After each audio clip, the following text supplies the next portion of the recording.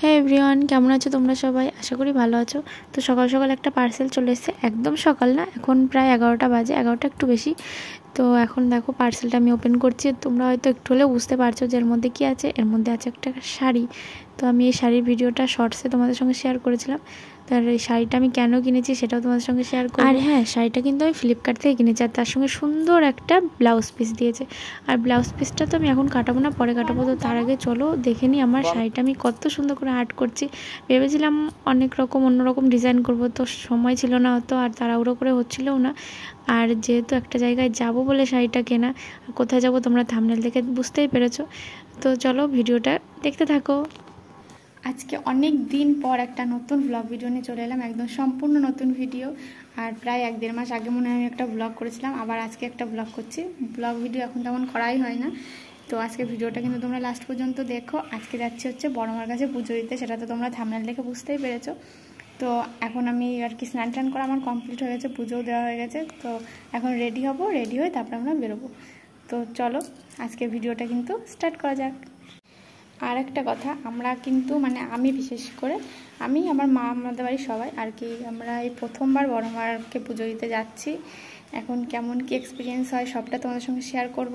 আর আমি এখন এসেছি কোথায় বলো তো, আমাদের ছাদের ওপরের ঘরে জামা কাপড় নাড়তে। যেহেতু প্রত্যেক দিন এত বৃষ্টি হচ্ছে, আর আমরা এখন বাড়ি থাকবো না, এখন যদি আমরা বেরিয়ে গেলে বৃষ্টি আসে জামা কাপড় তো ভিজে যাবে। তার জন্য ওই ওপরের ঘরে যে আমি দড়ি টাঙিয়েছি, এখানে জামা কাপড়গুলো মেলতে এসেছি। তো চলো রেডি হয়ে যাই। অনেক দিন ধরে ভাবছি যে বড় মার কাছে যাবো, পুজো দেবো, কতদিনে যে ইচ্ছা, কোনো না কোনো কারণে হচ্ছিলই না। বড় মার ওখানে গেছি আর কি, মন্দিরে দর্শন করেছি, তারপরে কালী পুজোর সময় গিয়ে বড় মাকে দর্শন করেছি, কিন্তু পুজো দেওয়ার সৌভাগ্য এখনো পর্যন্ত হয়নি। তো আজকের দিনটা ভেবেছি যাব, তার জন্য আমি একটা শাড়িও কিনেছি। সেই শাড়িটা আমি নিজে নিজে ফ্যাব্রিক দিয়ে আর্ট করেছি, তো তোমাদেরকে সবটাই দেখাবো।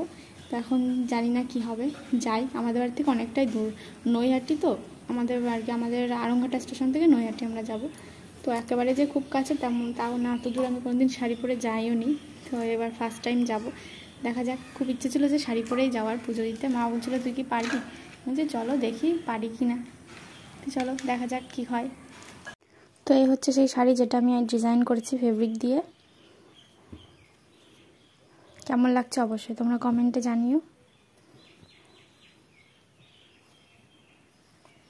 চল, এই হচ্ছে আমার শাড়ি, ব্লাউজ আর যা যা দিয়ে আমি সাজবো সব কিছু একসঙ্গে গুছিয়ে নিলাম। এবার আমি রেডি হব। তো এই যে আমরা এখন বেরিয়ে গেছি। কেমন লাগছে তোমরা অবশ্যই কমেন্টে জানিও। তাড়াহুড়ো করে বেরোলাম, তাহলে পুরোটা তোমাদের সঙ্গে শেয়ার করতাম।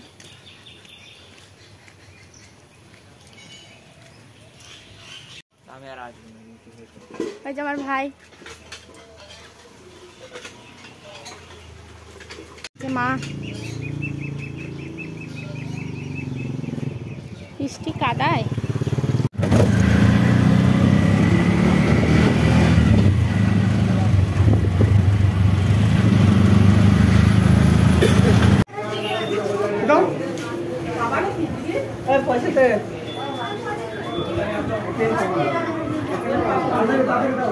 ট্রেনটা আমরা মিস করে গেছি, তাই এখন যাবো হচ্ছে রানাঘাট। রানাঘাট থেকে ট্রেন ধরবো, অটো স্ট্যান্ডে যাচ্ছি। আর আরংঘাটা দেখো কি জল জমে গেছে, কি কাদা, একে তো শাড়ি পরে।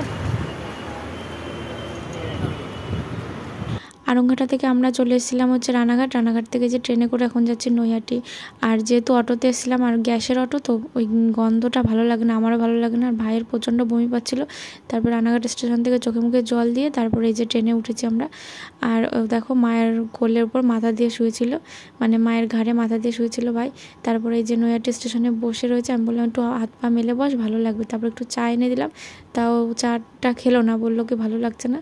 তারপর আমরা এখন যাচ্ছি হচ্ছে স্টেশনের ওই পাশে যাব, প্ল্যাটফর্ম 1 নম্বর প্ল্যাটফর্মে যাবো আর কি। তারপর ওখান থেকে টোটো করে বা যাই হোক আর কি বড় মার মন্দিরে যাবো। আমরা তো বাড়ি থেকেই ভাবছিলাম যে আজকে অনেকক্ষণ লাগবে পুজো দিতে, তার কারণ বড় মার মন্দিরে প্রচণ্ড ভিড় হয় আর অনেক লাইন হয়। তো আমরা যখন গঙ্গা স্নান এসেছিলাম তখন আমরা দেখে গেছিলাম যে কীরকম লাইন হয়। আর তাছাড়া তো সবাই পোস্ট করে, ভিডিও করে দেখি। তো আজকে দেখলাম কি যে না তেমন কোনো ভিড় ছিল না। আমরা গেছিলাম হচ্ছে বুধবার করে, আর দেখলাম যে ভালোই ফাঁকা, মানে এটা ভিড় বলেও না। লাইন আছে, একেবারে যে লাইন নেই তা না, কিন্তু এর থেকেও বেশি লাইন হয়, কয়েক কিলোমিটার ধরে লাইন থাকে। তো আজকে তেমন একটা লাইন ছিল না। তো আমরা এই যেখান থেকে বাটা নিয়ে নিলাম, তারপরে গঙ্গা জলে হাত ধুয়ে নিলাম, সব কিছু করে তারপরে এখানে জুতো রাখার ব্যবস্থাও ছিল। এই জিনিসটা আমার খুব ভালো লাগলো, যে এই বাটার কেনে যেই দোকানগুলো সেখানে আর কি এই জুতো রাখার ব্যবস্থা আছে, কোনো অসুবিধা নেই। তারপর এখান থেকে আমরা বাটা নিয়ে চলে গেলাম লাইনে। এবার লাইন দাঁড়িয়ে তারপরেই তো মন্দিরে ঢুকতে হবে। লাইনে দাঁড়ানোর আগে এখান থেকে হচ্ছে যে টিপ পরিয়ে দিচ্ছিলো, মা পরলো, তারপরে আমাকেও পরিয়ে দিল। তার জন্য আমি একটুখানি ভিডিও নিয়ে নিলাম। তার কারণ একবার যখন এসছি মায়ের মন্দিরে, এবার বারবার তো আর আসতে পারবো কিনা তারও ঠিক নেই, তাই এগুলো স্মৃতি হয়ে থেকে যাবে। আমার ফেসবুকে দেবো, ইউটিউবে দেবো। আর ইউটিউবে ফেসবুকে দু জায়গাতে শর্টসের মাধ্যমে আমি অনেক ভিডিও শেয়ার করেছি, তো এই ফুল ভ্লগটা শেয়ার করা হয়নি, এডিট করার সময় পাইনি, হয়তো কুড়মি করেই করা হয়নি। তো আজকে বসেছি এডিট করতে। তো চলো, এবার আমরা কিন্তু লাইনে দাঁড়িয়ে আছি। আর এই দেখো মায়ের হাতে যে বাটাটা, আর এই যে শাড়িটা দেখছো, এটা কিন্তু আমাদের বাজার থেকে নিয়েছিলাম। এই শাড়িরও একটা ভিডিও তোমাদের সঙ্গে শেয়ার করেছিলাম, তোমাদের মনে আছে কিনা জানি না। তবে এই শাড়িটা কিন্তু খুবই সুন্দর, তাই না? এই শাড়িটা যদি মাকে পরানো হয়, মাকে কত সুন্দর লাগবে। জানি না কবে মাকে এই শাড়িটা পরাবে। প্রত্যেক দিনই তো দেখি যে বড় মার নামে যে ফেসবুক খোলা আছে, সেখানে বড় মাকে নতুন নতুন শাড়ি পরিয়ে, প্রত্যেক দিন আলাদা আলাদা শাড়ি পরিয়ে ছবি পোস্ট করে। তো জানি না আমাদের শাড়িটা মা কবে পরবে।